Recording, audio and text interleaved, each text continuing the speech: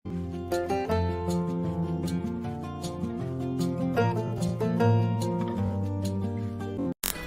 Everyone, ఈరోజు వీడియోలో శనగపప్పుతో పూర్ణం బూరెలు ఏ విధంగా తయారు చేయాలో చూద్దాం. పూర్ణం బయటికి రాకుండా శనగపప్పు ఉపయోగించి ఈ బూరెలు చాలా ఈజీగా తయారు చేసుకోవచ్చు.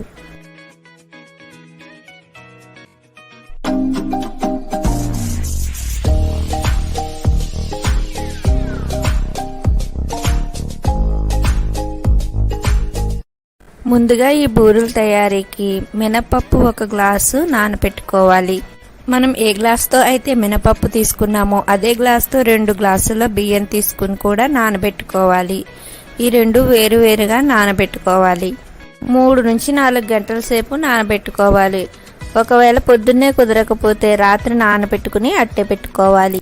ఒక కుక్కర్ గిన్నెలోకి 1 గ్లాసు శనగపప్పు తీసుకుని శుభ్రంగా వాష్ చేసుకోవాలి. ఇలా వాష్ చేసుకున్న తర్వాత ఒక అరగంట సేపు శనగపప్పుని నాననివ్వాలి. 1 గ్లాసు శనగపప్పుకు 2 గ్లాసుల వాటర్ తీసుకోవాలి.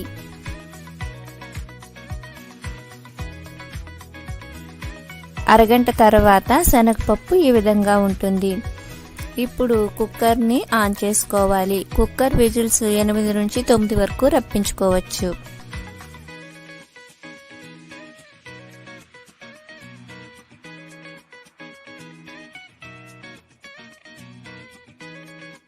ఎక్కువ విజిల్స్ వస్తే శనగపప్పు బాగా మెత్తగా ఉడుకుతుంది.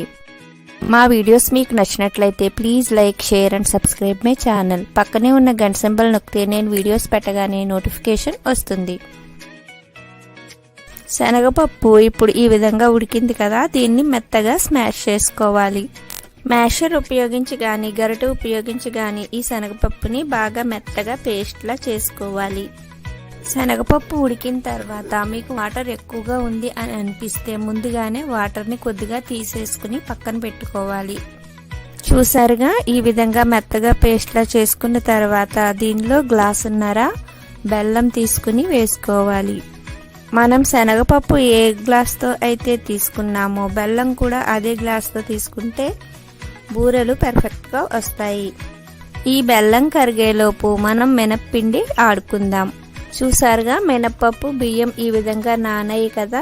ఇప్పుడు మినప్పప్పుని ఒకసారి వాష్ చేసుకుని మిక్సీ గిన్నెలోకి తీసుకుందాం. ముందుగా మినప్పప్పును గ్రైండ్ చేసుకోవాలి. పిండి మరీ పల్చగా కాకుండా కొంచెం గట్టిగా గ్రైండ్ చేసుకోవాలి. పల్చగా అయితే బూరెకి తోపు సరిగ్గా పట్టదు. మినప్పప్పు ఆడుకున్న తర్వాత మరలా దీనిలోకి బియ్యం కూడా తీసుకుని మెత్తగా రుబ్బుకోవాలి. ఈ మినప్పిండిలోనే మనం బియ్యం ఆడుకున్నది కూడా వేసుకుని మొత్తం అంతా కలిసేలాగా కలుపుకోవాలి. ఈ పిండిలోనే కొద్దిగా ఉప్పు కూడా వేసుకుని కలుపుకోవాలి.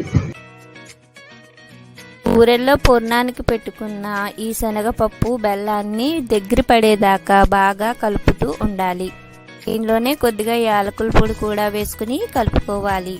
బాగా దగ్గర పడిన తర్వాత స్టవ్ ఆఫ్ చేసుకోవాలి. పూర్ణం ఇలా దగ్గర పడిన తర్వాత వేరే ప్లేట్లోకి తీసుకుని చల్లారి పెట్టుకోవాలి. కొద్దిగా చల్లారిన తర్వాత ఈ విధంగా ఉండలుగా చుట్టుకోవాలి.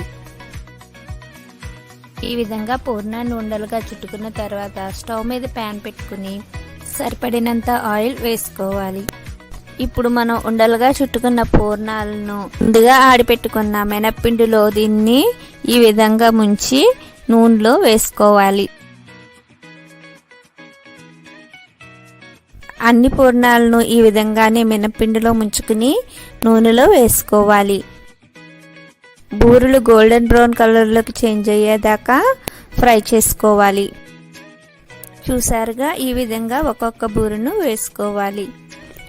ఒకవేళ బూరెలు ఒకదానికొకటి అంటుకుంటే వెంటనే విడదీయకూడదు. కొంచెం బూరెలు వేగిన తర్వాత అప్పుడు విడదీసుకోవాలి. లేదంటే లోపల ఉన్న పూర్ణం బయటకు వచ్చేసి ఆయిల్ పాడైపోతుంది.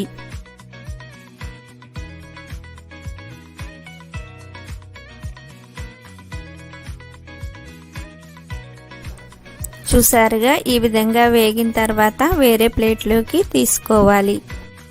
మిగిలిన బూరెలన్నింటినీ కూడా ఈ విధంగానే వేసుకోవాలి.